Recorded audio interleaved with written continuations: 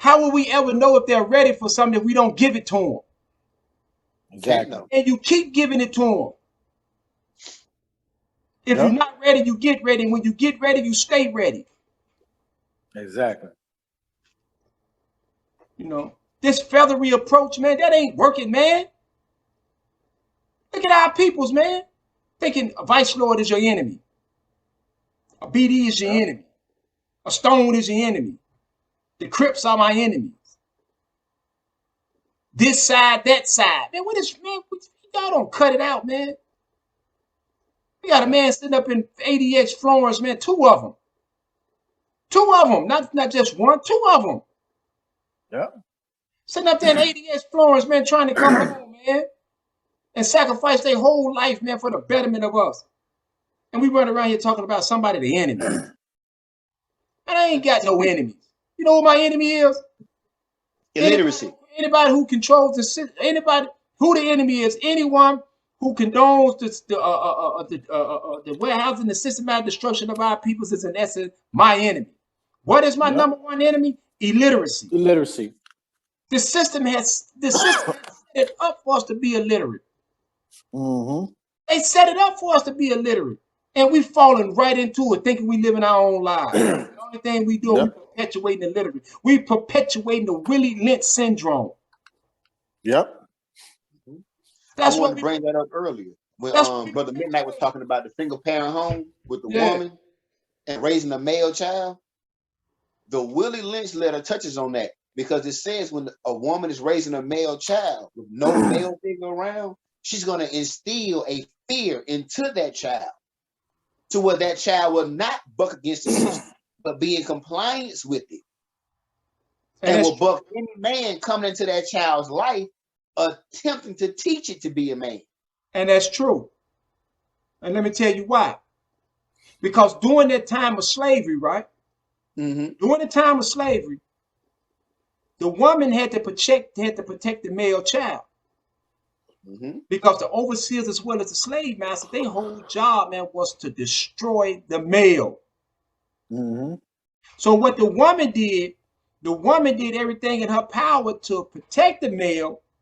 So the roles have gotten reversed, where the female has taken the male's responsibility and the male has taken on the female responsibility. That's why you see so many men living off women. Yep. Facts. They ain't got nowhere to go. They going from house to house, living with these women, putting babies in these women, then leaving them. What did the slave master do to the buck? Sent them around to make children. So he was making product. Yeah. He was making more product for the slave master to get out there in the fields to cultivate the land. That's what he was doing. So did he have any attachment to these children? No. What his job was to make the children. His job was to go out there and to get these women impregnated. His job was not to have no type of emotional connection to the children. Mm-hmm. Exactly. And it's the same way within these streets today, man. A lot of these older brothers out here in these streets don't have no connection to these young men and women out here in these streets. But they can't identify with them. They cannot. There you go. There you go. They can identify with themselves first. There you go. Exactly. But because you got to think about it. You got a lot of brothers coming home, but they've been locked up all their life, caught up in the vicious cycle of death, incarceration, and recidivism, criminal lifestyle, criminal behavior. Yeah. So the women, they've been out here, and see, they got programs for the women. You know, the government has set it up so swell, right? Look at how it is. Look at what Willie Lynch was saying in his letter, and look at how the government controls the narrative of the family unit. Case in point, they have places, government housing, HUD, Section 8, these different things. Now they tell the woman, I'll help you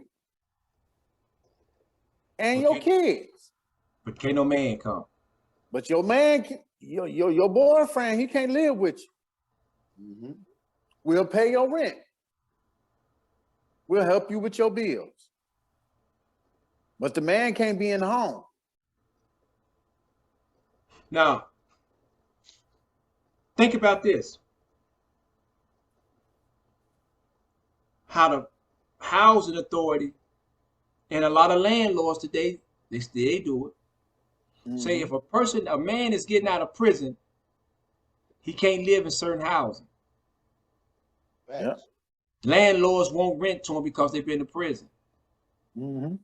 So basically what you're doing, you're putting the person back in the same cycle that they come out of when they're trying to make do the right thing. Do the right thing. But here is where the new concept comes in at. Stop begging for crumbs off others' plate. Yep. Make your own food. Educate yourself. Cultivate your own land. Yep. Make it mar your own fortunes or misfortunes. Stop relying on somebody to make your fortunes for you. Yep. That would be positive lifestyle management. That's right. This ain't no movie. This is real life that we live in. And so this is why the teachers are important. Exactly. So, man, this is heavy, man. It's heavy. Yeah. But it's right before our eyes. You know why we can't see it though? I guarantee you right now, we could do an experiment. All three of us. Take your hand and put it directly on your face. And let me know if you can tell the makeup of your hand. Can you tell the makeup of your hand? You know it's blurry. Now stop pulling your hand back slowly. Now you can see the makeup. Yeah. Yeah, it's coming and the reason you're able to see the makeup of it because you're not so close up on it. Exactly. You're not being blinded with nonsense.